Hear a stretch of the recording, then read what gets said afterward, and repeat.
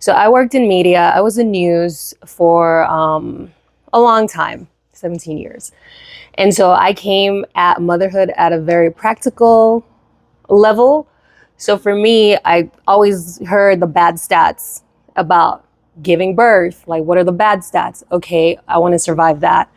Okay, postpartum, what are the bad stats? Oh, postpartum depression and anxiety, I want to survive that. And so for me, my practical way of building my village was survival. So I know my baby needs to have a pediatrician. So I made sure that when I was pregnant, I made sure I interviewed like pediatricians, different types. Okay, do I vibe with this person? Okay.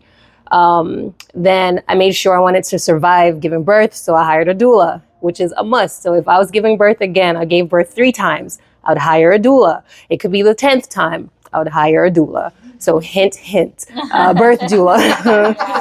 And I know my baby, I wanted to breastfeed. I know nothing about breastfeeding. What do I need to do? A lactation. Okay, so I attended classes and I learned as much as I could. And still when the baby came, I was like, I don't know what I'm doing. I spent time in class, didn't even know, but I learned.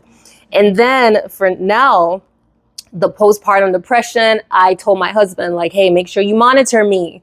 Like, if you see me acting weird or doing certain things, please let me know, right? I didn't suffer from postpartum depression, but I know people who did. So that was part of building my village. And now the reason why I'm a baby sleep coach, because I had a tough time with my first daughter with sleep.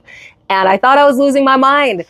I really thought I was. So, and the doctors couldn't really help me. It was 10 years ago. Maybe now they have more resources, like people like me, a baby sleep coach who can help. But back then they were like, yeah, sorry, we could put you on like drugs or something. And I was like, I just need help. Come to find out I had low iron, but that's a whole other issue. So to build a village, I would definitely hire me as a baby sleep coach. Because imagine if you're going through the postpartum stuff, right?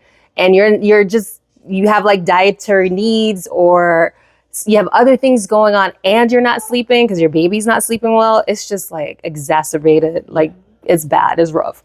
So I would definitely, I'm going to wrap up. Yeah, no, you're good. I would definitely hire a baby sleep coach, a doula, lactation consultant, get the pediatrician if you know, they have these membership pediatricians now. What do you call it?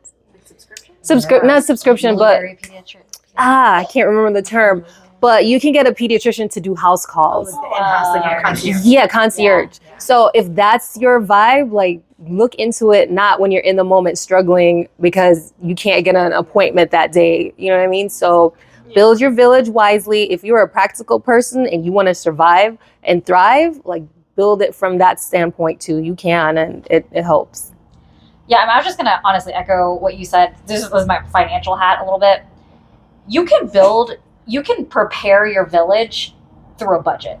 And what I mean by that is like have line items for your lactation consultant, for your sleep coach, you know, like have these line items and just like build the reserve a little bit. Especially if you're before having baby, but if you build that reserve, then at least you have peace of mind when baby does come to say, I've actually budgeted for this. I have this money saved up. I can spend this money. The worst thing that could happen, which is what happened to me, is that I didn't do that. I was in the thick of it. I had to have emergency C-section. I had a very complicated first time too. And all I could remember thinking was like, I wish I'd planned for this better. And it wasn't necessarily about the money. Like I probably could have spent the money, but A, I didn't know what to do. Yeah. B, like I said, there was a notion in my family that this is not worth spending money on. So I was fighting that battle a little bit. So I do think that there is a benefit to sitting down and writing down, okay, if I have these resources and I can pay for them, like this is how much it would be, this is what it would look like. And like having those conversations around, I'm going to spend this money if I need it. Mm-hmm. You know what I mean? Yeah. Now, every single person here is a line item. You know what I mean? But we are all so valuable in different ways. And so I do think that all of us are kind of part of that village. Yeah. Now, from an emotional and like spiritual standpoint, have that best friend, have that mom that you can call. And if you got to pay for somebody like that, do it. You know what I mean? Mm-hmm. But like, you definitely need that aspect. But I also think it's important to like have people like us in that as well. And it sounds like you need to think about what do you need and what does the baby need. Yeah. You know, I think those are two different important distinctions to make. It's not all about one or the other. Of course, as moms, we're always thinking about baby, but also think about yourself. And I think some of the services offered here are for you, but also, and I think I approach parenting like this. I want to be the parent that my child needs, and that looked different for each child. And also what I needed was different for each child because I was at a different phase in my life, a different point in my finances. Everything was different. But I think that's something else to consider is making those distinctions of what do I need to be a great parent and to show up and to present myself to my baby the best way I can. And also, what does baby need to be the best baby that baby can be? But I think that's an important thought process to go through as well. For sure. I'd like